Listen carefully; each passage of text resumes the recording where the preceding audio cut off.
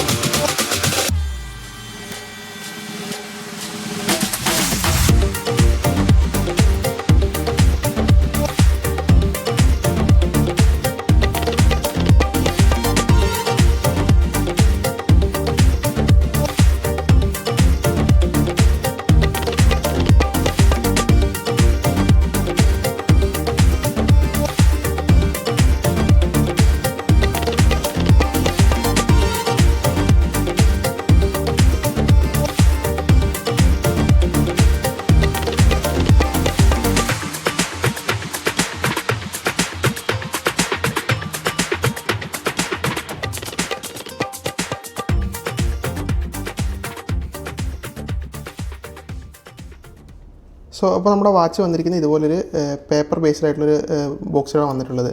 കുറച്ചും കൂടെ eco friendly ആയിട്ടുള്ള ഒരു ബോക്സാണ്.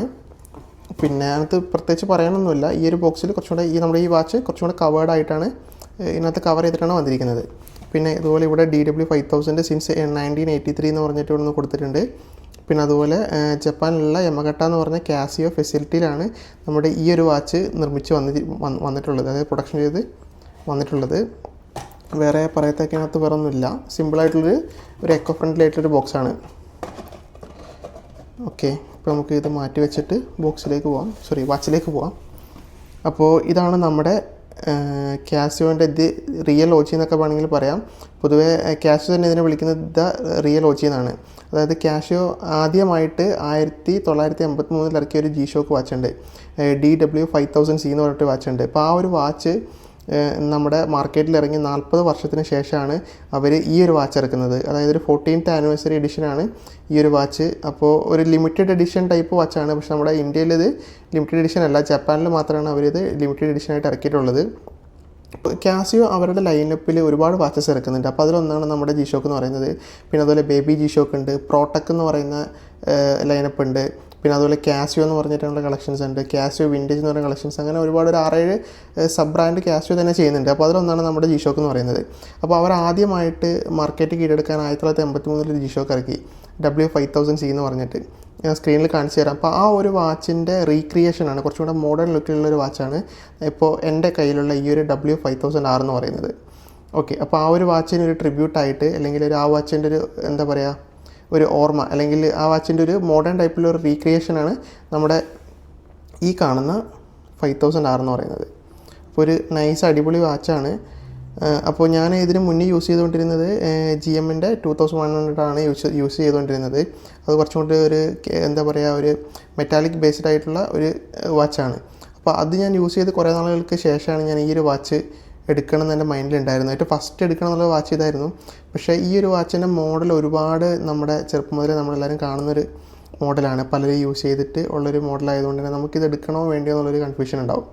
അങ്ങനെയാണ് ഞാൻ ഈ വാച്ച് എൻ്റെ ലൈഫ് ടൈമിൽ ഞാൻ എടുക്കണം എന്ന് വിചാരിച്ചിട്ട് ഒഴിവാക്കിയിട്ട് പിന്നെ കാസിയോൻ്റെ GM2100 പോകുന്നതും ആ വാച്ച് ഞാൻ എടുത്ത് യൂസ് ചെയ്യാൻ തുടങ്ങുന്നതും. പക്ഷേ ആ വാച്ച് യൂസ് ചെയ്ത് ആ വാച്ചിനോടുള്ള ഇഷ്ടം എന്താ പറയുക, ഓരോ ദിവസം വരുന്തോറും കൂടിക്കൂടി വന്നതിന് ശേഷം ഞാൻ പിന്നെ വിചാരിച്ചു എനിക്ക് വേറൊരു കാസിയോ കൂടെ വേണം. അങ്ങനെയാണ് എൻ്റെ പഴയ ബക്കറ്റ് ലിസ്റ്റിലുണ്ടായിരുന്ന ഈ ഒരു 5000R DW5000R എനിക്ക് എടുക്കണം എന്നുള്ളൊരു തോന്നൽ വന്നു. ഞാൻ രണ്ടാമത് എടുത്തു. അപ്പോൾ എടുക്കുന്ന സമയത്ത് ഒരുപാട് കൺഫ്യൂഷൻസ് ഉണ്ടായിരുന്നു, ഈ വാച്ച് എടുക്കണോ വേണ്ടോ എന്നുള്ളതൊക്കെ. കാരണം ഇത് കുറച്ച് എക്സ്പെൻസീവ് ആയിട്ടുള്ളൊരു വാച്ചാണ്.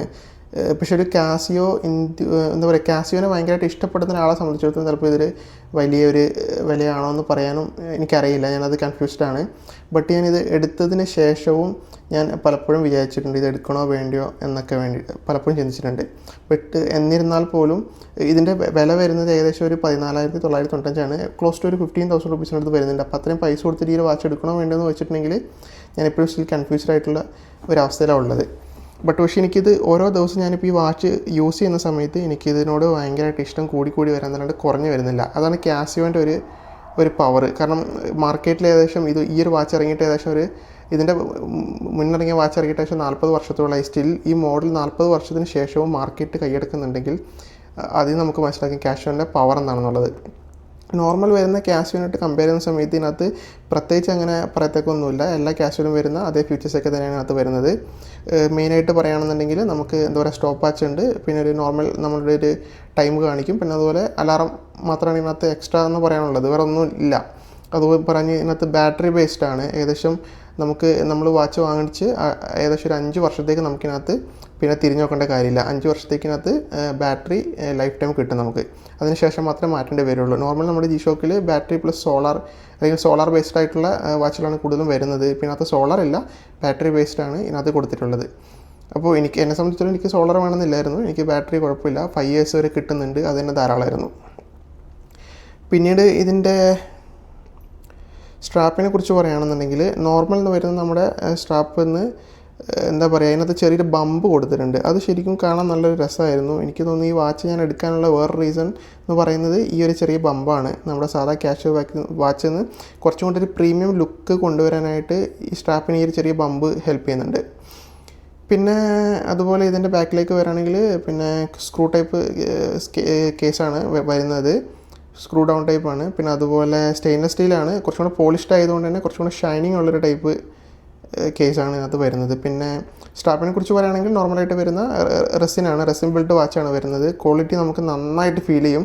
ക്വാളിറ്റി മാത്രമല്ല, ഇതിൻ്റെ ക്രാഫ്റ്റ്മാൻഷിപ്പ് നമുക്ക് ശരിക്കും ഇഷ്ടപ്പെടും. എക്സ്പെഷ്യലി ഇത് ജപ്പാനിലുള്ള നമ്മുടെ യമഹട്ട എന്ന് പറയുന്ന കാസിയോ ഫെസിലിറ്റി നിർമ്മിച്ച് വന്നിട്ടുള്ള വാച്ചാണ് ഓൾറെഡി ഞാൻ പറയണ്ടായി.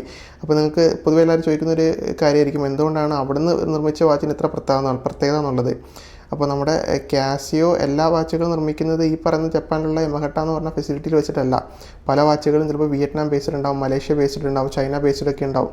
അപ്പോൾ അവരൊക്കെ ആ ഒരു കൺട്രിയിലൊക്കെ മേഡ് ചെയ്ത വാച്ചിനായിട്ട് കമ്പയർ ചെയ്യുമ്പോൾ ഇതിൻ്റെ ക്വാളിറ്റി എന്ന് പറയുന്നത് അല്ലെങ്കിൽ ഡ്യൂറബിലിറ്റി എന്ന് പറയുന്ന ഒരു കാര്യത്തിൽ നമുക്ക് യാതൊരുവിധ സംശയവും വേണ്ട. കാരണം ജപ്പാനിൽ നിർമ്മിച്ചൊരു വാച്ച് അല്ലെങ്കിൽ ആ ഒരു വാച്ചിൽ എവിടെയെങ്കിലും ജപ്പാൻ എന്ന് എഴുതിയിട്ടുണ്ടെങ്കിൽ അതിനർത്ഥം എന്താ പറയുക, ക്വാളിറ്റി അല്ലെങ്കിൽ ഡ്യൂറബിലിറ്റി എന്ന് പറയുന്നതിൻ്റെ ബാഡ്ജ് അതിനകത്ത് ഓൾറെഡി വന്നിട്ടുണ്ടെന്നുള്ളതാണ്. പിന്നെ അതിവിടെ കൊടുത്തിട്ട് കാണാൻ പറ്റും, ഇതുണ്ടോ കാസിയോ ജപ്പാൻ എന്ന് പറഞ്ഞിട്ട്. ഇത് ഓൾറെഡി നമ്മുടെ കാസിയോൻ്റെ എല്ലാ വാച്ചുകളും നിർമ്മിക്കുന്നത് ഈ പറഞ്ഞ യമഹട്ടയിലല്ല, വളരെ ഹൈ എൻഡ് ലെവലിൽ വരുന്ന അല്ലെങ്കിൽ ഹൈ എൻഡ് ലൈനപ്പിൽ വരുന്ന വാച്ചുകൾ മാത്രമാണ് അവർ ഈ പറയുന്നത് പോലെ കാസിയോൻ്റെ യമഹട്ട ഫെസിലിറ്റിയിൽ അവർ പ്രൊഡക്ഷൻ ചെയ്യുന്നത്. കാരണം അവിടെ ഏറ്റവും കൂടുതൽ എന്താ പറയുക ഹൈ എൻഡ് CNC കട്ടിംഗ് മെഷീൻസും പിന്നെ അതുപോലെ ഹൈ എൻഡ് വളരെ എന്താ പറയുക കുറച്ചും കൂടെ എക്സ്പേർട്ട് ആയിട്ടുള്ള എൻജിനീയേഴ്സൊക്കെ ഉള്ളതും പിന്നെ ഏറ്റവും ലേറ്റസ്റ്റ് മെറ്റീരിയൽസ് ഒക്കെ അവൈലബിൾ ആയിട്ടുള്ള ഒരു ഫെസിലിറ്റിയാണ് ഈ കാസിയോൻ്റെ ഈ യമഹട്ട എന്ന് പറയുന്ന ഈ ഒരു കാസിയോ ഫെസിലിറ്റി ജപ്പാനിലുള്ള. അപ്പോൾ അതുകൊണ്ട് തന്നെ അവിടുന്ന് നിർമ്മിച്ച് വരുന്ന വാച്ചുകൾ എന്ന് പറയുന്നത് ശരിക്കും എന്താ പറയുക, നമ്മളൊന്നും നോക്കണ്ട, അത്രയും ക്വാളിറ്റിയും കാര്യങ്ങളൊക്കെ അത്രയും പെർഫെക്റ്റ് ആയിരിക്കും.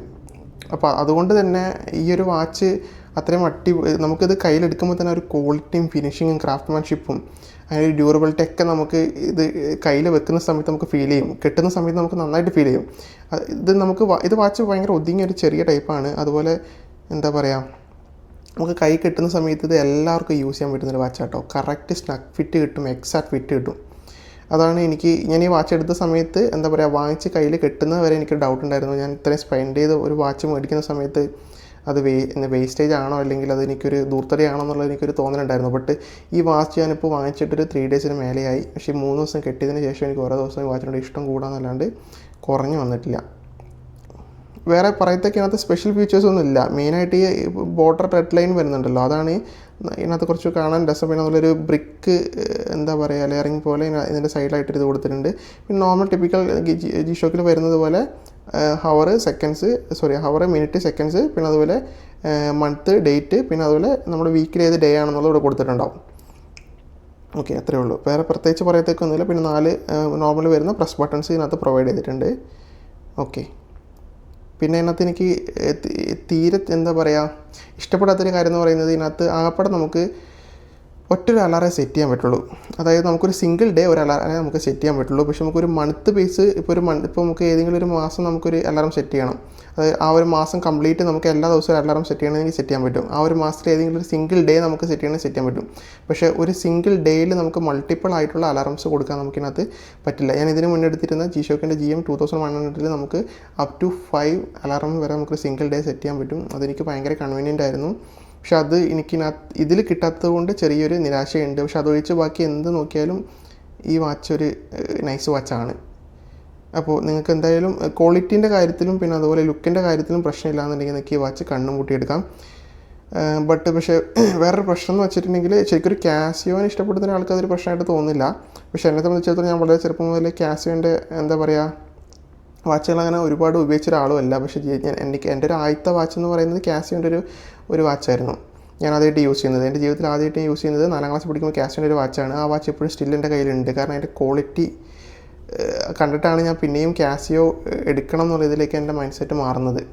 അപ്പോൾ അങ്ങനെയാണ് ഞാൻ ഏറ്റവും ഫസ്റ്റ് ആ ഒരു വാച്ച് യൂസ് ചെയ്തതിനു ശേഷം പിന്നെ സെക്കൻഡിൽ വരുന്നത് GM 2100 എടുത്തിട്ട് പിന്നീട് തേർഡിലേക്കാണ് ഞാൻ ഈ ഒരു വാച്ചിലേക്ക് അപ്ഗ്രേഡ് ചെയ്ത് പോകുന്നത്. അപ്പോൾ കാസിയോ വാച്ചുകളോടുള്ള ഇഷ്ടം നമുക്ക് എപ്പോഴും കുറയില്ല, അത് കൂടിക്കൂടി വരികയുള്ളൂ. അപ്പോൾ ഇത് പർച്ചേസ് ചെയ്യാനുള്ള ലിങ്കും കാര്യങ്ങളൊക്കെ ഞാൻ വേണമെന്നുണ്ടെങ്കിൽ ഡിസ്ക്രിപ്ഷനിൽ കൊടുക്കാം, നിങ്ങൾക്ക് അവിടെ നിന്ന് പർച്ചേസ് ചെയ്യാം. ഓക്കെ, അപ്പോൾ വാച്ചിൻ്റെ ഒരു ഓവറോൾ ലുക്ക് എന്താണെന്നുള്ളത് നിങ്ങൾക്ക് വീഡിയോ കാണുമ്പോൾ മനസ്സിലാവുമെന്ന് വിചാരിക്കുന്നു.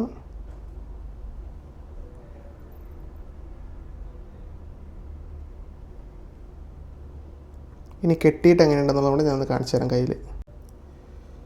അപ്പോൾ ഞാൻ ഓൾറെഡി പറയുകയുണ്ടായി, അതായത് ഇത് ഏത് ടൈപ്പ് അതായത് ആളുകൾക്കും അല്ലെങ്കിൽ കസ്റ്റമേഴ്സ് ഇത് വാങ്ങുന്ന കസ്റ്റമേഴ്സിന് അല്ലെങ്കിൽ ഏത് ടൈപ്പ് ഓഫ് ആളുകൾക്കും ഇത് കയ്യിൽ പെർഫെക്റ്റ് ഫിറ്റിംഗ് കിട്ടും, നല്ല സ്നക്ക് ഫിറ്റ് കിട്ടും. അപ്പോൾ കെട്ടിക്കഴിഞ്ഞാൽ ഏകദേശം ഇങ്ങനെയാണ് അതിൻ്റെ ഒരു ലുക്ക്. ഭയങ്കര വെയ്റ്റ്ലെസ് ആണെന്ന് പറഞ്ഞാൽ എന്നാൽ ഭയങ്കര എന്താ പറയുക നമുക്ക് കയ്യിൽ കെട്ടിക്കഴിഞ്ഞാൽ അങ്ങനെ അറിയില്ല. പക്ഷേ എന്നാലൊരു വെയിറ്റ് ഉണ്ട് താനും. പക്ഷേ അത് നമുക്ക് ഒരിക്കലും അറിയാത്ത രീതിയിൽ വളരെ നന്നായിട്ട് തന്നെ ഇത് ഡിസ്ട്രിബ്യൂഷൻ ചെയ്തിട്ടുണ്ട് വെയ്റ്റിൻ്റെത്.